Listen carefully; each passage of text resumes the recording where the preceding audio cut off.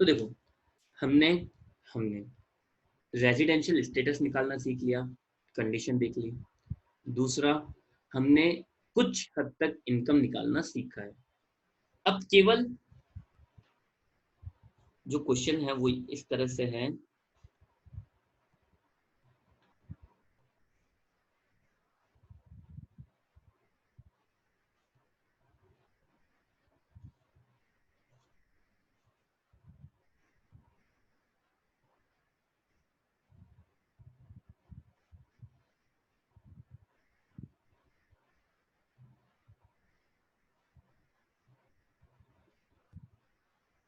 NRI के लिए income taxable है या नहीं है, के लिए बताना, केवल एनआरआई के लिए, केवल केवल नॉन रेजिडेंट के लिए बताना आपको, और किसी के लिए नहीं। ठीक है, चलो try to give the answers. Point number 1, सबसे पहले एक बात समझना है। कोई पर्सन है,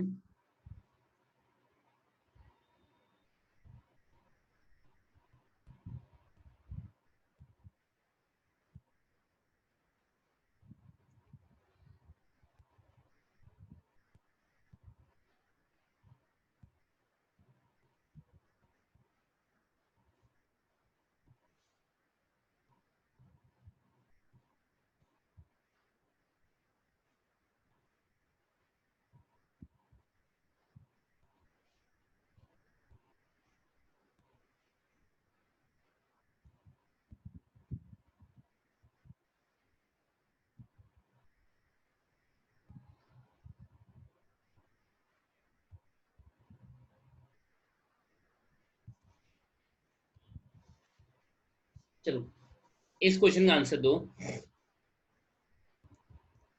मिस्टर ए की लंदन में एक बुक शॉप है, उन्होंने इंडिया से बुक परचेज की है, लंदन में सेल कर दी। तो इससे जो भी इनकम होगी, अमाउंट को हम लोग इग्नोर कर रहे हैं, इससे जो भी इनकम होगी वो टैक्सेबल होगी या नहीं होगी?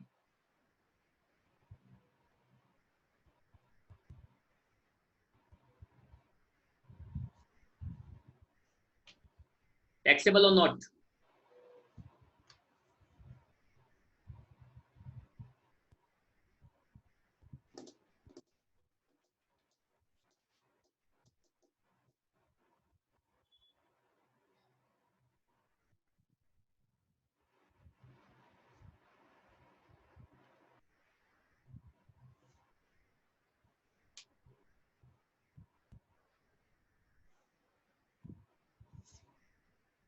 वेल डन कीर्ति।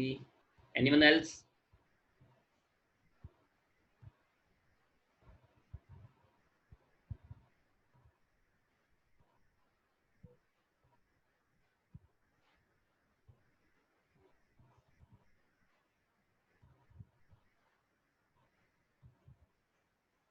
चलो सिंपल सी बात देखो, उसने सेल कहाँ पे की है? लंदन में। मतलब उसने अर्न कहाँ किया है?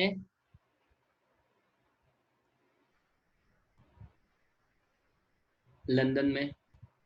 और विदाउट इंफॉर्मेशन रिसीव्ड भी कहाँ मानते हैं? लंदन।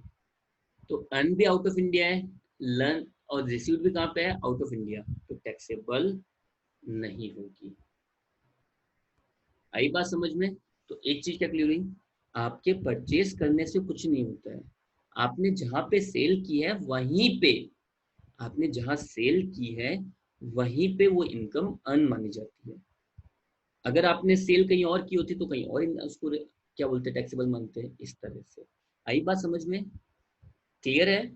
नेक्स्ट क्वेश्चन लेते हैं।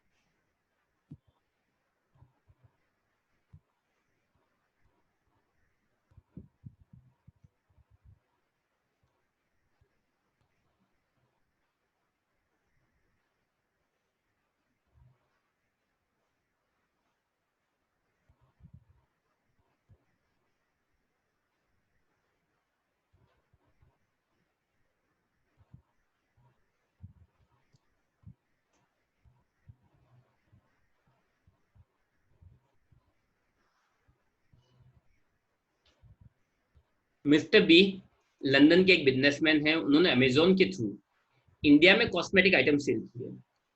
उनका इंडिया में कोई भी परमानेंट प्लेस ऑफ बिजनेस नहीं है, तो इन दैट केस ये इनकम इंडिया में टैक्सेबल होगी, यस और नो?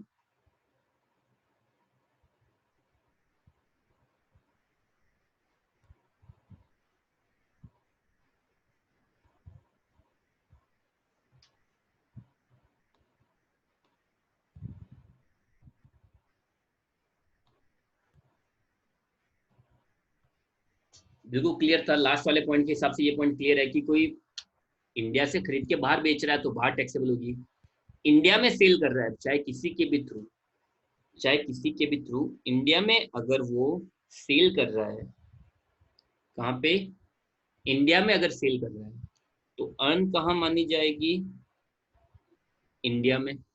अब रिसीव चाहे वो कहीं पे भी करे, अर्न तो इंडिया में हो गई, तो ये क्या मानी जाएगी? टैक्सेबल मानी जाएगी। आई बात समझ में? चलो, पॉइंट नंबर थर्ड।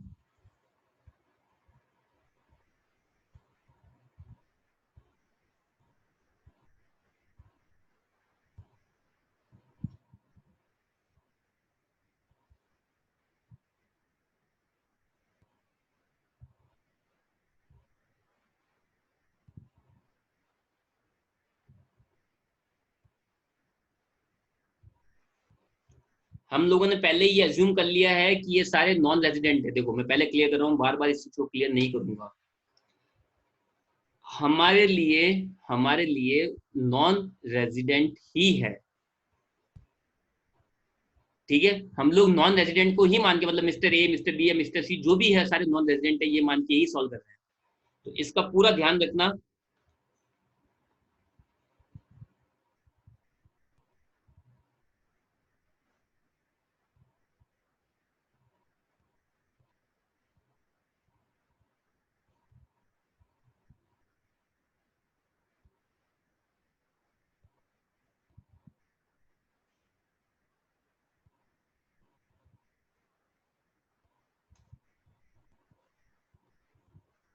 क्वेश्चन वही आता है।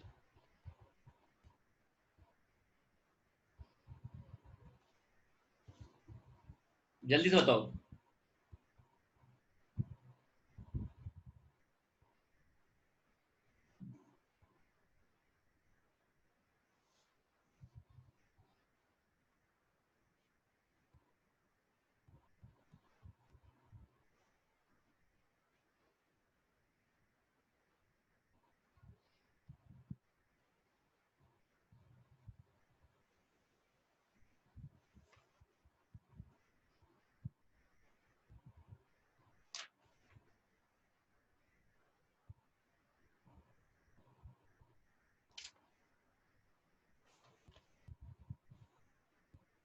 रिसीव कहाँ हुआ है?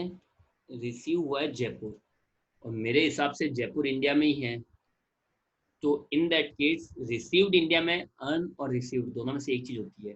चलो, हम लोग ये मानते हैं अर्न तो अमेरिका में ही किया है, बट रिसीव्ड कहाँ किया है? इंडिया में। तो इसलिए क्या होगा? टैक्सेबल होगा। ठीक है, आगे।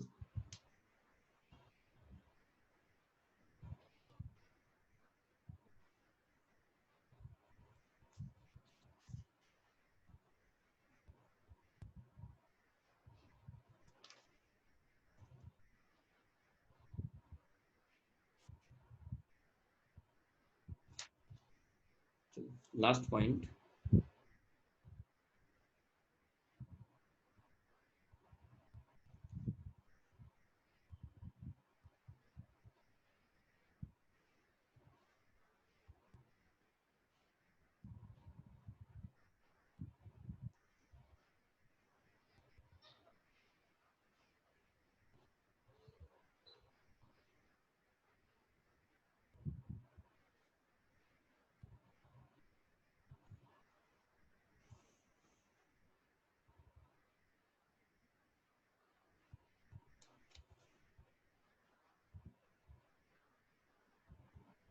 इंग्लैंड की एक कंपनी ने मिस्टर बी को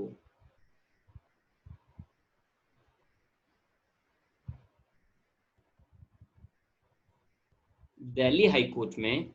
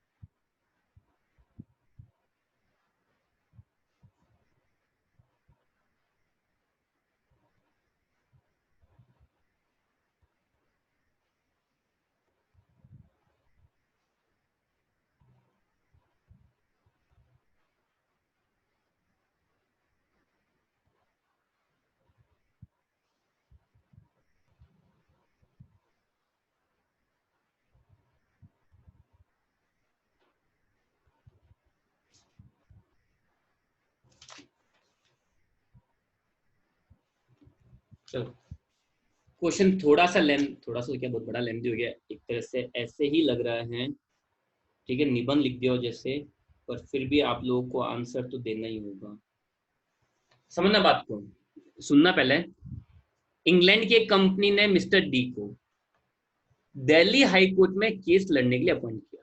अब हुआ क्या, वहां पे दिल्ली बार मतलब जो भी उनके कोर्ट के जो रूल्स एंड रेगुलेशन होते हैं उसके अकॉर्डिंग क्या है कि मिस्टर डी वो केस डायरेक्टली नहीं लड़ सकते हैं क्योंकि वो दिल्ली बार के मेंबर नहीं है। दिल्ली कोर्ट के रूल्स के अकॉर्डिंग मिस्टर डी दिल्ली बार के मेंबर के थ्रू ही केस लड़ सकते हैं, मतलब खुद से केस नहीं लड़ सकते हैं। समझना बात को। मैंने अपॉइंट किया आप लोगों को कि जय भाई जाओ दिल्ली में मेरा केस लड़ो, पर आप दिल्ली बार करके कोई जगह होगी, मतलब उनके कोई रूल्स में आता है, उन या नाम रख लो उनकी कोई स्कीम में उनके एरिया के अंदर, ऐसी कोई चीज मान लो। बार का मतलब उनका एरिया हो गया कि बार संबंध में चल जाना पीने के लिए, ठीक है। द पॉइंट इज दिल्ली बार दिल्ली बार के मेंबर्स के थ्रू लड़ सकते हैं। तो आपने क्या करा, मतलब मिस्टर डी ने क्या करा, अजय गुप्ता करके एक बंदा था, उसको 10,000 रुपए की फीस पर हायर किया और एट द एंड वो लोग केस जीत गए। और मिस्टर डी को उस इंग्लैंड की कंपनी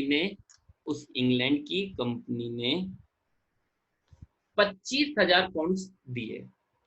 तो टैक्सेबल फॉर मिस्टर डी, मैं केवल मिस्टर डी के लिए बात कर रहा हूं। तो मिस्टर डी के लिए ये 25,000 पाउंड, मिस्टर डी के लिए ये 25,000 पाउंड टैक्सेबल है या नहीं है। तो शॉर्ट में समझना, मैंने आप लोगों को, अब मिस्टर डी आप लोगों है ना, मिस्टर डी आप लोग हो, तो मैंने आप लोगों को दिल्ली में, मैं इंग्लैंड की एक फर्म हूँ, कंपनी हूँ, मैंने आप लोगों को दिल्ली हाई कोर्ट में केस लड़ने के लिए भेजा। दिल्ली हाई कोर्ट का रूल है कि वहाँ के जो मेंबर्स हैं केवल वही केस लड़ सकते और कोई नहीं। तो आपने क्या करा, वहाँ का एक मेंबर पकड़ा, दिल्ली बार के एक मेंबर पकड़ा अजय गुप्ता, उसको बोला 10,000 रुपये दूंगा तो मेरी तरफ से मैं जो बोलता हूँ वो केस तू लड़ता जाएगा आगे। ठीक है, उसने मान लिया, वो वही दलीलें देगा जो आप बोल रहे हो। ठीक है, आपने केस को अच्छे से हैंडल किया, उसने आपकी दलीलों को सही ढंग से रखा और आप केस जीत गए। तो उस इंग्लैंड की फर्म ने आपको $25,000 दिए, तो वो आपके लिए टैक्सेबल होंगे या नहीं होंगे? ये बात याद रखना है कि मिस्टर डी नॉन रेजिडेंट है।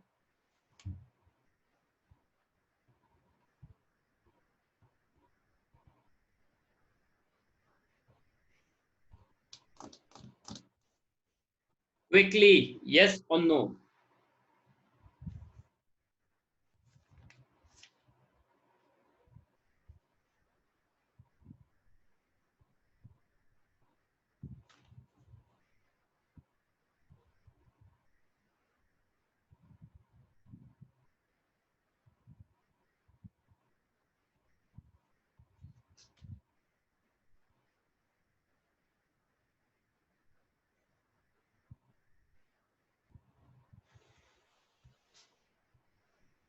जो लोग नो बोल रहे हैं, वर्षा, अभिनव, आप लोग जो नो बोल रहे हो, तो मुझे इतना से एक क्वेश्चन का आंसर मेरा दे दो कि ये £25,000 अर्न कहाँ हुए हैं। मुझे इस क्वेश्चन का आंसर दे दो बस। £25,000 जो हैं वो अर्न कहाँ पे हुए हैं?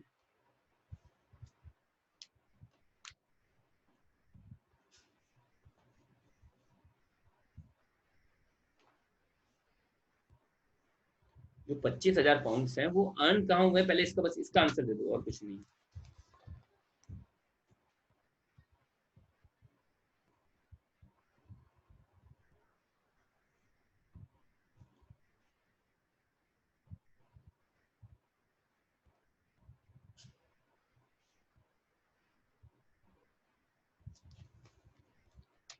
तो सुनो, चलो एक सिंपल से क्वेश्चन का आंसर दो।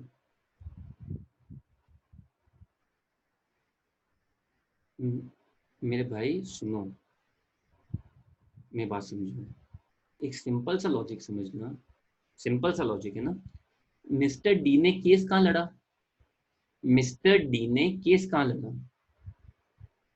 दिल्ली में। दिल्ली कहाँ पे है? इंडिया में। मतलब उसने कहाँ पे पैसे अर्न कहाँ किए हैं? अर्न कहाँ किए हैं? इंडिया में अर्न किए हैं ना। अब आप बोलोगे इंडिया में कैसे, तो भाई केस कहाँ लड़ा? ऊपर के दोनों क्वेश्चन में अगर मैं देखूं, ऊपर के दोनों क्वेश्चन के अंदर लंदन में सेल किया तो आपने लंदन की इनकम मानी, इंडिया में सेल किया तो आपने इंडिया की इनकम मानी। क्यों? क्योंकि जहां सेल हो रहा है वहीं पर अर्न कर रहा है। तो जहां पे मिस्टर डी केस लड़ रहा है, जहां पे मिस्टर डी केस लड़ रहा है, तो उसने अर्न भी तो वहीं किए ना। तो अर्न कहाँ किए? इंडिया में। भाई बेशक रिसीव्ड चाहे उसने कहीं भी की हो, रिसीव्ड उसने कहीं भी की हो, पर भाई बेसिकली केस इंडिया में लड़ा तो उसने अर्न इंडिया में किया ना। एक तरह से उसने सेल कहाँ पे की? उसने सेल कहाँ पे की? इंडिया में। तो इसलिए इंडिया में क्या माना जाएगा? टैक्सेबल माना जाएगा। केस उसने इंडिया में लड़ा, तो वो चीज, वो जो इनकम है वो अर्न कहाँ हुई है? इंडिया में अर्न हुई मानी जाएगी ना। तो जब इंडिया में अर्न हुई मानी गई, तो वो इंडिया में ही क्या होगी? टैक्सेबल होगी। आई बात समझ में? यस और नो? समझ में आया क्या? यस और नो?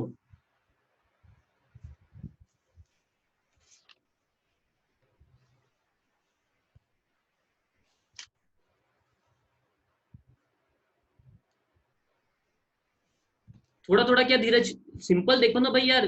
अर्न का क्या, उसने केस का लड़ा? उसने केस लड़ा का, चलो आप बताओ, लॉजिकल में बताओ केस का लड़ा। वापस क्वेश्चन पढ़ो, उसने ये बताओ कि मुझे उसने केस लड़ा कहाँ पे है?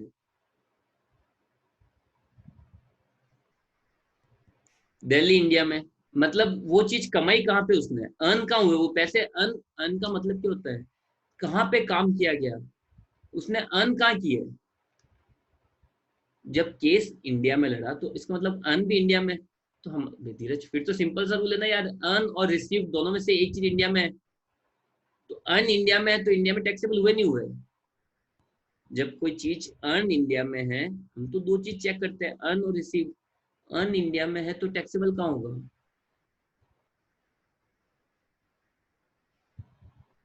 अब तो आया समझ में सबके?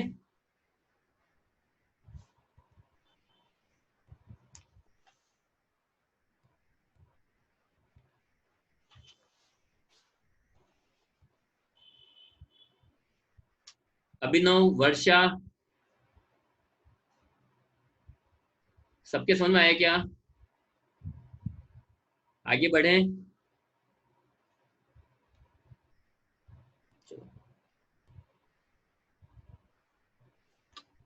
नेक्स्ट और आईएमपी कैलकुलेशन है।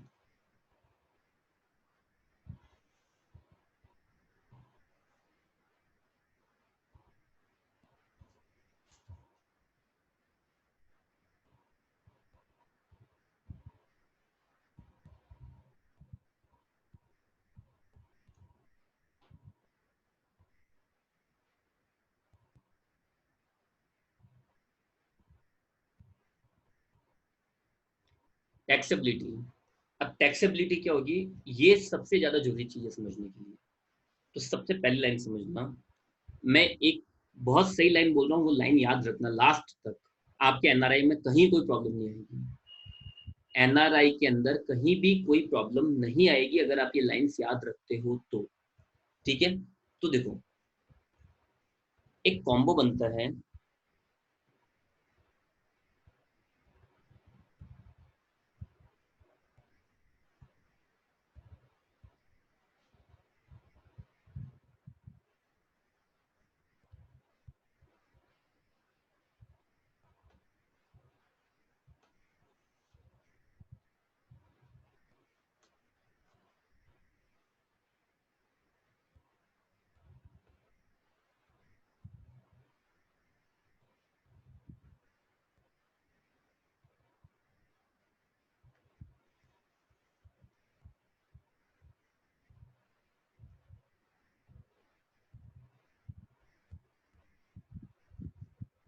अब बहुत ध्यान से सुनना, ये एक कॉम्बो हुआ। सुनना ध्यान से। अगर कोई स्पेसिफाइड एसएससी है और वो स्पेसिफाइड इनकम अर्न कर रहा है, तो उसके उसके पास एक ऑप्शन होगा। उसके पास ऑप्शन होगा कि वो स्पेशल टैक्स रेट यूज में ले सकता है। स्पेसिफाइड एसएससी मतलब स्पेसिफाइड एसएससी में एनआरआई आ गया, तो स्पेसिफाइड एसएससी मतलब एनआरआई और स्पेसिफाइड इनकम, अगर ये कॉम्बो होता है तो उसके पास एक ऑप्शन होगा कि वो स्पेशल रेट या फिर नॉर्मल रेट में से कोई एक चूज कर सकता है। तो अगर मैं शॉर्ट में बोलूं, स्पेशल टैक्स रेट कब एप्लीकेबल होगी? स्पेशल टैक्स रेट का ऑप्शन कब मिलेगा, सुनना ध्यान से ना। स्पेशल टैक्स रेट का ऑप्शन कब मिलेगा, क्वेश्चन समझना। स्पेशल टैक्स रेट का ऑप्शन कब मिलेगा? जब स्पेसिफाइड एसएससी हो और उसको कोई स्पेसिफाइड इनकम हो रही हो। स्पेसिफाइड एसएससी हो और उसको स्पेसिफाइड इनकम हो रही हो, तो स्पेशल टैक्स रेट का ऑप्शन मिलेगा, अदरवाइज स्पेशल टैक्स रेट का ऑप्शन नहीं मिलेगा। ठीक है, तो चलो एक क्वेश्चन का आंसर देना।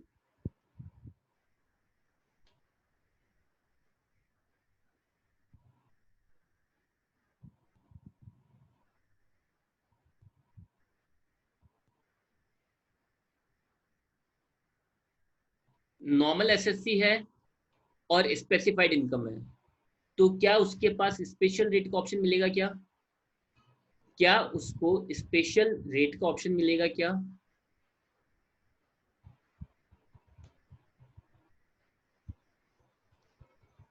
नहीं, स्पेसिफाइड एसएससी और स्पेसिफाइड इनकम होनी चाहिए, तो यहाँ पे क्या आ जाएगा?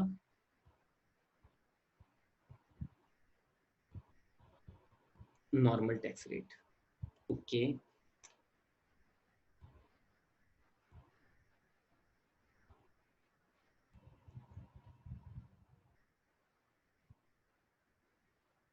नेक्स्ट।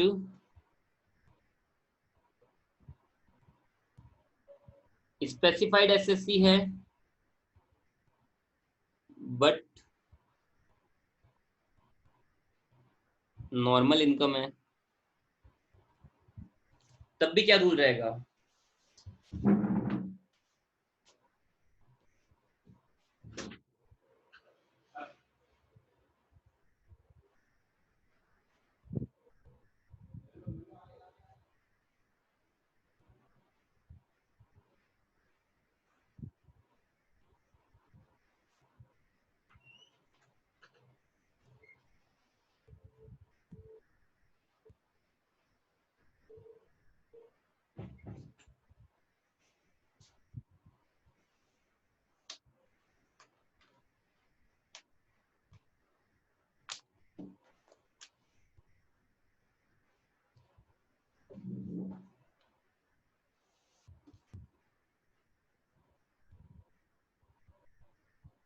चलो, तो इसमें भी कौन सी लगेगी? नॉर्मल टैक्स रेट, ठीक है सर। इसके बाद में normal SSC plus normal income, तब भी टैक्स की रेट क्या रहेगी? Normal tax rate. And then finally जो मैंने आपको ऊपर समझाया था, एसएससी भी स्पेसिफाइड है,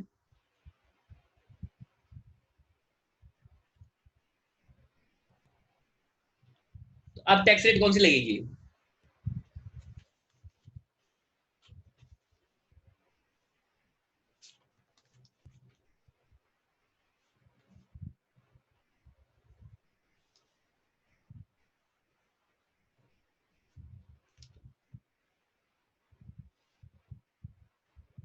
स्पेसिफाइड।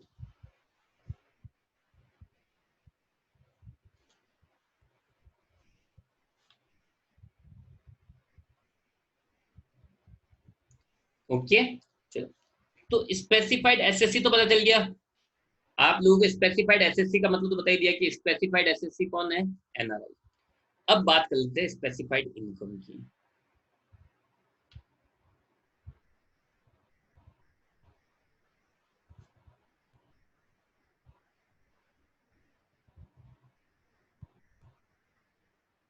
ओके, तो देखो, स्पेसिफाइड इनकम को मैं दो पार्ट में डिवाइड कर रहा हूं।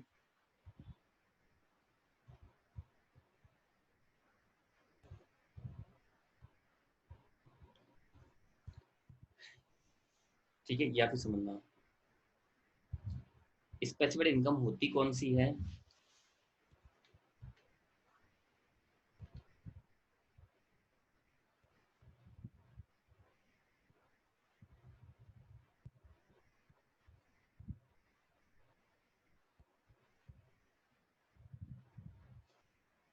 अब फॉरेक्स एसेट्स, अब कंफ्यूजन ये है क्या तो समझना, इससे मेरी मेन बात है वो समझना और सुनना।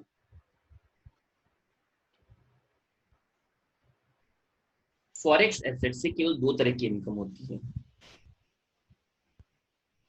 फॉरेक्स एसेट से केवल और केवल दो तरह की इनकम होती है। एक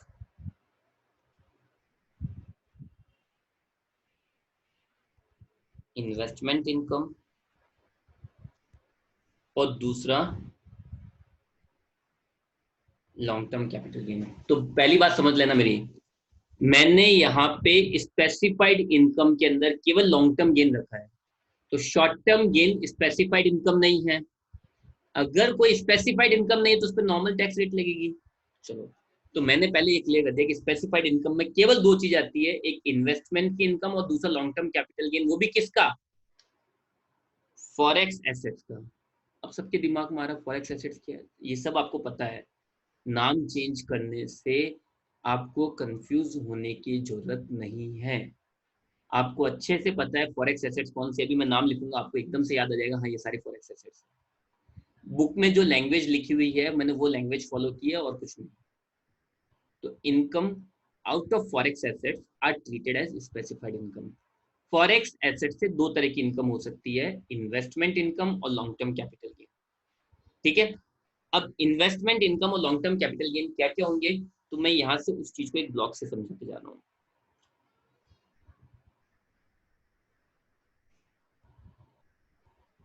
कंफ्यूज होने की बिल्कुल जरूरत नहीं है फॉरेक्स एसेट्स नाम देख के। मैं जो नाम लिख रहा हूँ अब वो नाम देखना है। सबसे पहले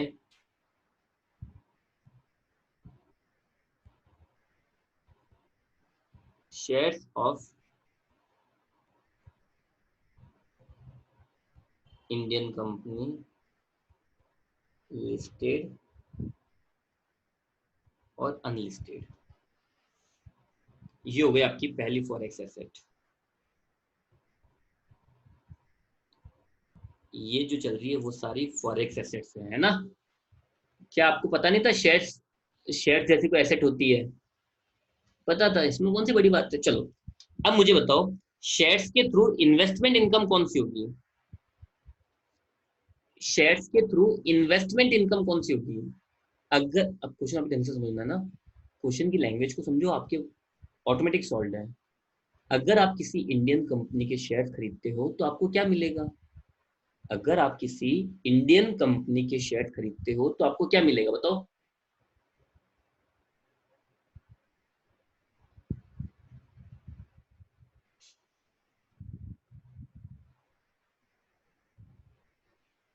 बोल किसी को पता ही नहीं है।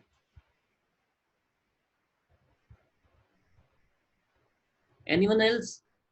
वेल डन कीर्ति, अर्चना। यार ये तो बेसिक सी चीज है ना यार। मेरी बात सुनो, समझो। आप इतना क्यों एकदम से डर जाते हो? सिंपल सा क्वेश्चन था, शेयर्स खरीदोगे तो शेयर्स पे क्या मिलेगा? डिविडेंड, ऑब्वियसली डिविडेंड मिलेगा, सिंपल।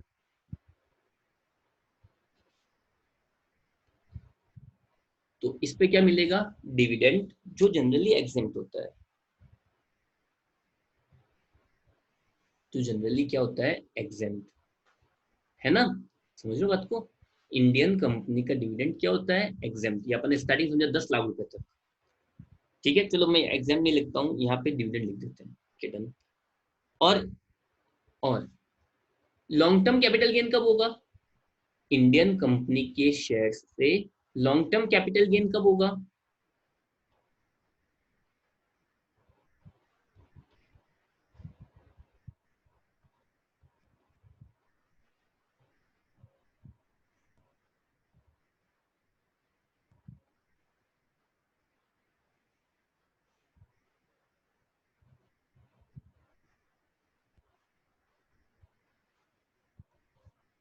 अगर हम उसको ट्रांसफर करते हैं,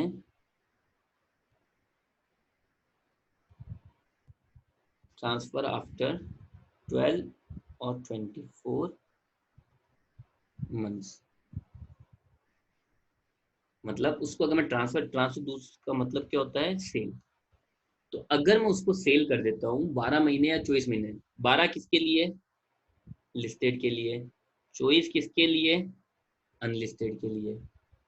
तो अगर मैं इतने टाइम के बाद उनको सेल कर देता हूँ तो गेन कौन सा हो जाएगा?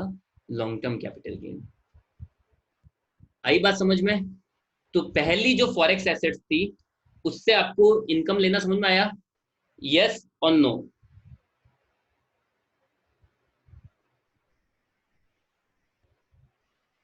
यस और नो? फिर नेक्स्ट,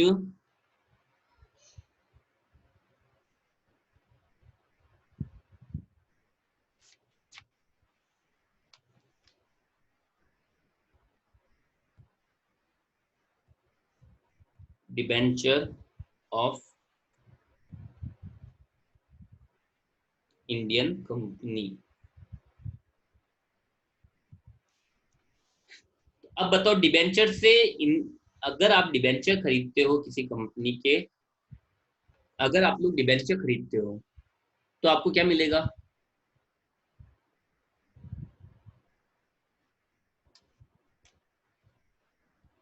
वेल डन कीर्ति। आपको क्या मिलेगा? इंटरेस्ट। आपको क्या मिलेगा? इंटरेस्ट। ठीक है। और अगर तो यहाँ पे थोड़ा ध्यान रखना, इंडियन कंपनी है, इंडियन पब्लिक कंपनी है, इसका ध्यान रखना, प्राइवेट कंपनीज नहीं है। कौन सी कंपनीज होनी चाहिए? Public company. ओके। तो डिबेंचर खरीदने पे इंटरेस्ट मिलेगा। और कैपिटल गेन कब होगा? सेल आफ्टर 12 और 24 मंथ्स। वही लिस्टेड के लिए 12 मंथ्स, अनलिस्टेड के लिए 24 मंथ्स। तो ये दो फॉरेक्स एसेट समझ में आ गई सबके? तो ये एसेट का नाम आपको पता थे। देखो अब कोई मैं नाम नया बोल दूं, पेट्रोल पंप, आपको पता है पेट्रोल, अब मैं इसको किसी और अच्छे नाम से बुला लूं, किसी अच्छे प्योर हिंदी नाम से, ठीक है, तो फिर उससे कोई कंफ्यूज ना हो सकता है। एक सिंपल सी बात है, कोई भी नाम रख दो, नाम रखने से कुछ नहीं, आपको उसका मीनिंग पता है और उसी पे फोकस रखो। फॉरेक्स एसेट्स आपके एक्चुअली बुक में दे रखा है, अगर 2 नंबर में क्वेश्चन आ जाता है तो आपको फॉरेक्स एसेट ही लिखना पड़ेगा। वहां पर आप इंडियन कंपनी के शेयर, डिबेंचर, ये सब डिटेल में लिख सकते हो, ऐसे नहीं लिख सकते। और एमसीक्यूज आ गए तब तो फॉरेक्स एसेट ही सही आंसर होगा। तो द मेन पॉइंट इज, आप लोगों को आप लोगों को एग्जैक्टली एग्जैक्टली वही चीज ध्यान रखनी है। फॉरेक्स कम मैंने बोल दिया फॉरेक्स कंपनी, तो फॉरेक्स का ही दिमाग लगाना आपको, है ना? Okay, next,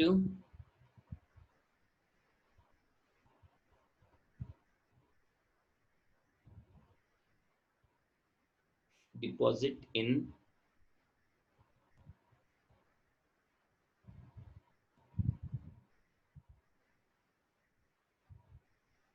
deposit in Indian public company. अगर आप इंडियन पब्लिक कंपनी के अंदर डिपॉजिट कर रहे हो, इंडियन पब्लिक कंपनी के अंदर डिपॉजिट कर रहे हो, तो आपको क्या मिलेगा रिटर्न में? अगर आप इंडियन पब्लिक कंपनी के अंदर डिपॉजिट कर रहे हो तो आपको क्या मिलेगा?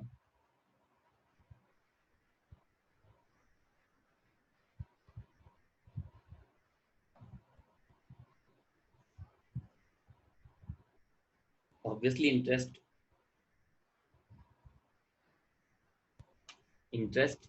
और चलो, इससे लॉन्ग टर्म गेन तो होगा नहीं, क्योंकि डिपॉजिट आप लोग विड्रॉल करा लोगे, आपने कहीं पैसे डिपॉजिट किए निकालोगे, डिपॉजिट बेच तो सकते हो नहीं, तो इससे लॉन्ग टर्म गेन होना पॉसिबल नहीं है। समझना, लॉजिकल बात है ना। आपने बैंक में पैसे डिपॉजिट करे, एफडी करे 8 महीने की, 2 साल की, 5 साल की, तो पैसे वापस निकाल लोगे, तो उस पर गेन तो हो ही नहीं सकता ना। ठीक है, चलो लास्ट एंड फाइनल।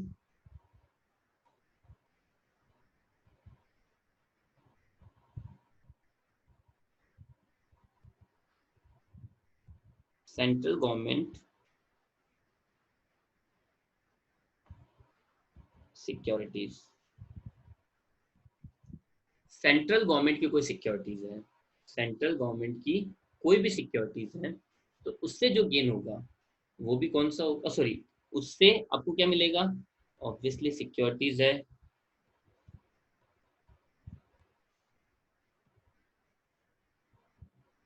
सिक्योरिटीज से क्या मिलेगा आपको? इंटरेस्ट। और वही सेल, सेम। आई बात समझ में? यस और नो?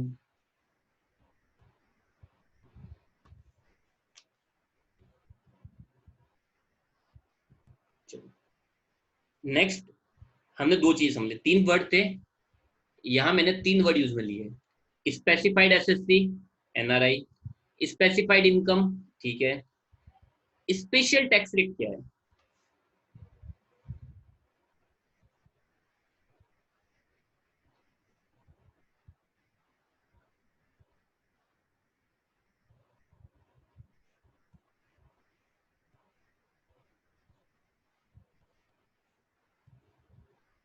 स्पेशल टैक्स रेट्स है क्या?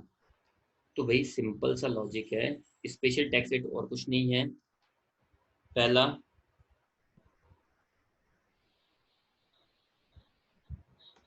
इन्वेस्टमेंट इनकम है, उस पे टैक्स की रेट है सॉरी 20%। और अगर अगर लॉन्ग टर्म कैपिटल गेन है, तो उसके ऊपर टैक्स की रेट रहेगी 10%। मैंने आप लोगों को क्या बोला था, स्पेशल टैक्स रेट मैंडेटरी है या ऑप्शनल है? स्पेशल टैक्स रेट मैंडेटरी है या ऑप्शनल है?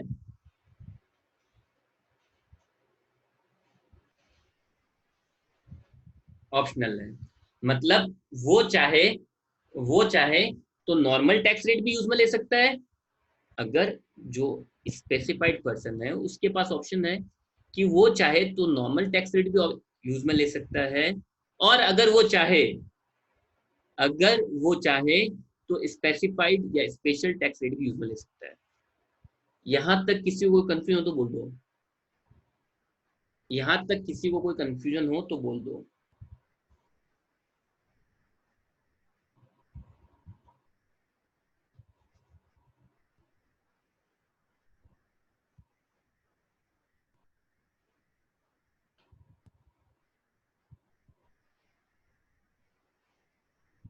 चलें,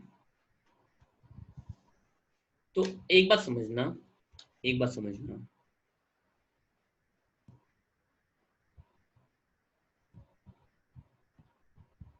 मिस्टर बी एनआरआई है,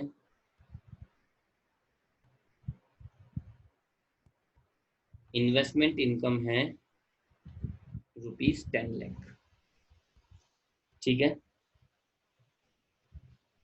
नॉर्मल टैक्स रेट है 20%, और स्पेशल टैक्स रेट तो 20% है ही है, सॉरी, नॉर्मल टैक्स रेट है 30%, और स्पेशल टैक्स रेट तो आपको बताइए, स्पेशल टैक्स रेट कौन सी है, 20%, ये लिखा ही।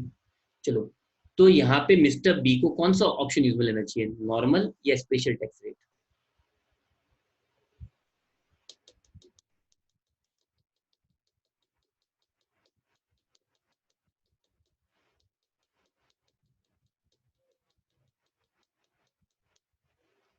सुनो आप इस क्वेश्चन, एनआरआई है, चलो सही, well done, special tax rate लेगा, यहाँ पे क्या लेगा, स्पेशल टैक्स रेट। और अगर मैं ये बोलूं, अगर मैं ये बोलूं कि भाई नॉर्मल टैक्स की रेट 10% ही है, अब क्या करोगे? अब आपका आंसर क्या होगा?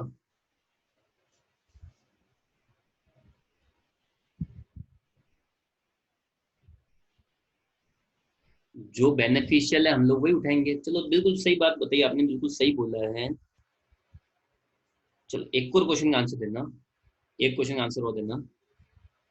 मिस्टर ए एनआरआई है, लॉन्ग टर्म कैपिटल गेन हुआ है ₹30 लाख का,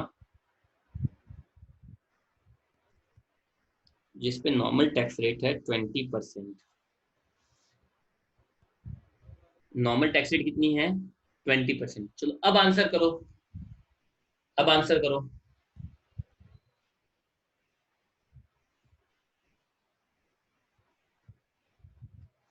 ऑप्शनल नहीं, स्पेशल या फिर long normal?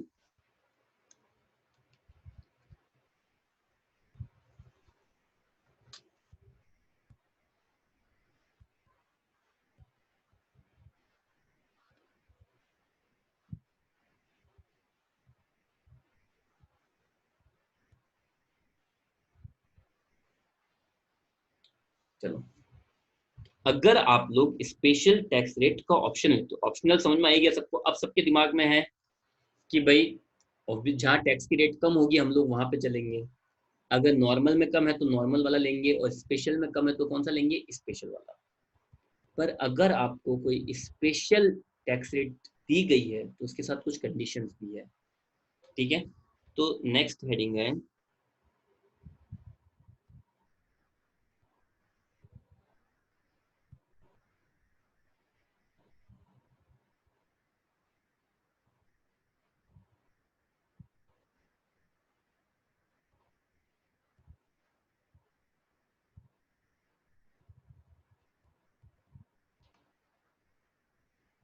restriction if special tax rates are opted, restriction if special tax rates are opted। अगर स्पेशल टैक्स रेट आप ऑप्ट करते हो, स्पेशल टैक्स रेट अगर आप ऑप्ट करते हो, तो आप लोगों के ऊपर रेस्ट्रिक्शन क्या होगी? तो पहले बात कर लेते हैं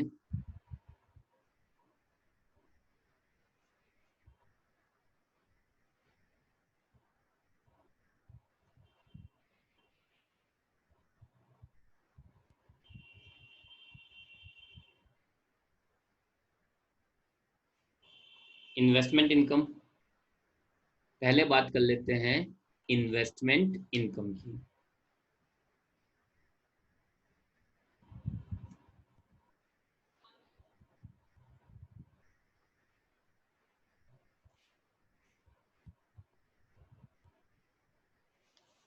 स्पेशल रेट और नॉर्मल रेट, इफेक्ट क्या क्या होंगे वो समझना।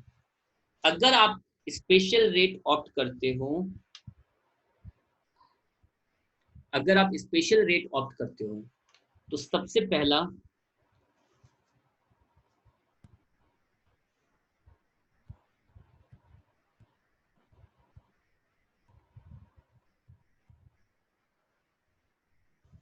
एक्सपेंसेस लेस नहीं होंगे आपके, मतलब जो भी आपने एक्सपेंसेस किए हैं वो लेस ही नहीं होंगे। फॉर एग्जाम्पल, अब एक्सपेंसेस का मतलब क्या होगा, आप लोगों ने क्या करा, सुनना, आप लोगों ने क्या करा, किसी से 50,000 रुपए का लोन लिया 10% इंटरेस्ट पर, और वो 50,000 आपने इन्वेस्ट कर दिए डिबेंचर में। वो 50,000 रुपये आपने क्या करें, इन्वेस्ट कर दिए डिबेंचर में, और आपको इंटरेस्ट मिला है कुल 12,000 का इंटरेस्ट रिसीव।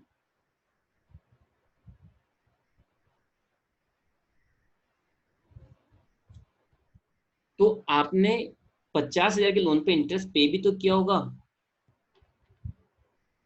5,000 का। तो 12,000 रुपये पूरे के पूरे, अगर आपने स्पेशल टैक्स रेट 10%, जो 20% वाला ऑप्शन है वो यूज में लिया, अगर आपने स्पेशल टैक्स रेट का ऑप्शन यूज में लिया है, तो ये 12,000 पूरे टैक्सेबल होंगे, ये खर्चे लेस नहीं होंगे। जो आपने खर्चे किए हैं, जो भी इंटरेस्ट वगैरह जो कुछ भी चुकाया, वो लेस नहीं होगा। लेकिन वहीं पे अगर आप नॉर्मल टैक्स रेट लेते हो,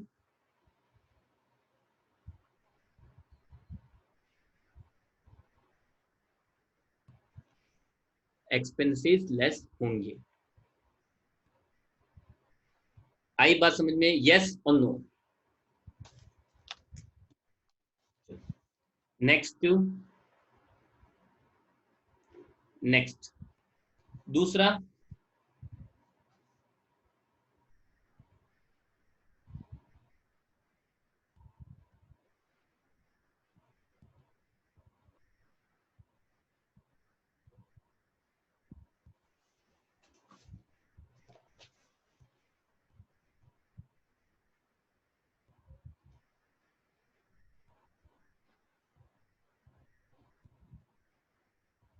एक second,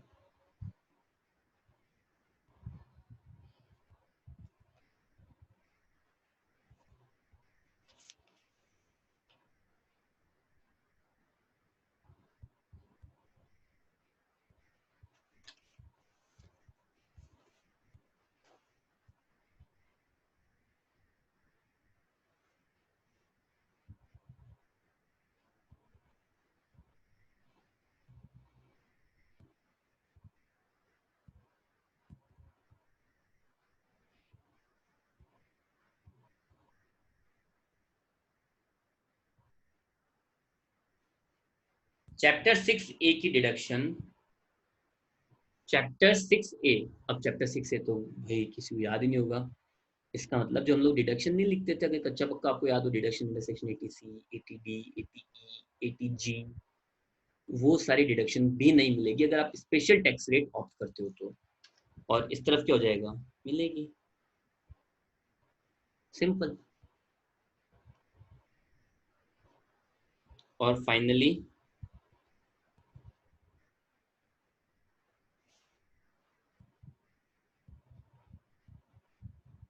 no basic exemption limit.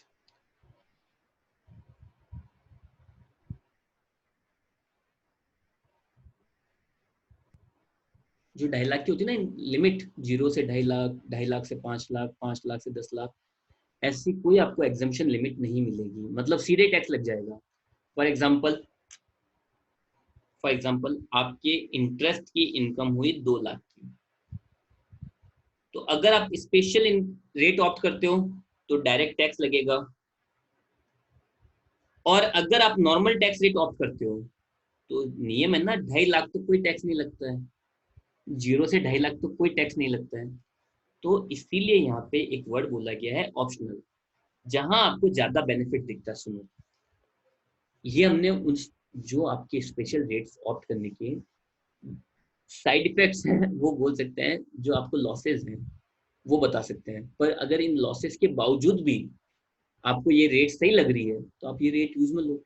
अगर आपको लग रहा है नहीं भाई, इस रेट से, स्पेशल रेट ऑप्ट करने से मुझे टैक्स ज्यादा चुकाना पड़ रहा है, तो आप छोड़ सकते हो, कोई कंपलसरी थोड़ी ना है। अब आप ये मत सोचना, कोई दिमाग लगे लेके बैठा ना, अरे यार यहाँ पे तो एग्जाम्पशन नहीं मिलती, वो नहीं करी, अब तो वे अच्छी नहीं। हर प्रैक्टिकल सिचुएशन में अलग अलग कैलकुलेशंस होती है। ये सोचो अगर आपकी जो टोटल इनकम है, सॉरी जो अदर इनकम है वो 15 लाख की होती, तो अगर 15 लाख की इनकम होगी तो 15 लाख का मतलब क्या हो गया, आपकी टैक्स की रेट होगी सीधे 30%, और स्पेशल रेट तो 20 ही है ना। तो सडनली कुछ रेस्ट्रिक्शन को देखकर या कुछ लिमिटेशंस को देखकर आपका डिसीजन नहीं हो सकता है। कुछ रेस्ट्रिक्शन या लिमिटेशन, अब मैं बोल रहा एक्सपेंसेस लेस नहीं होंगे, डिडक्शन नहीं मिलेगी, कोई बेसिक एग्जामेशन नहीं मिलेगी, तो उसका मतलब ये नहीं कि हमें ये लेनी ही नहीं है। हो सकता है कि कभी ये भी हमारे लिए बेनिफिशियल हो, और हो सकता है कि कभी नॉर्मल रेट हमारे लिए अच्छी हो। तो ये कोई कंपल्सरी नहीं है, और आपको ये सोच के नहीं बैठना है कि यार ये तो बहुत लॉस में नहीं। सुनने से कोई चीज लॉस में नहीं होती है, प्रैक्टिकल में जानने के बाद पता चलता है कि प्रॉफिटेबल है या लॉस में है। आ रही बात समझ में? तो यहाँ पे अलाउड है। Okay, that's it for today guys. कल नेक्स्ट टॉपिक लेंगे हमारा लॉन्ग टर्म गेन, और उसके बाद कल कुछ प्रैक्टिकल क्वेश्चंस, और फिर हमारा चैप्टर एंड करेंगे हम लोग 2 दिन मैक्सिमम।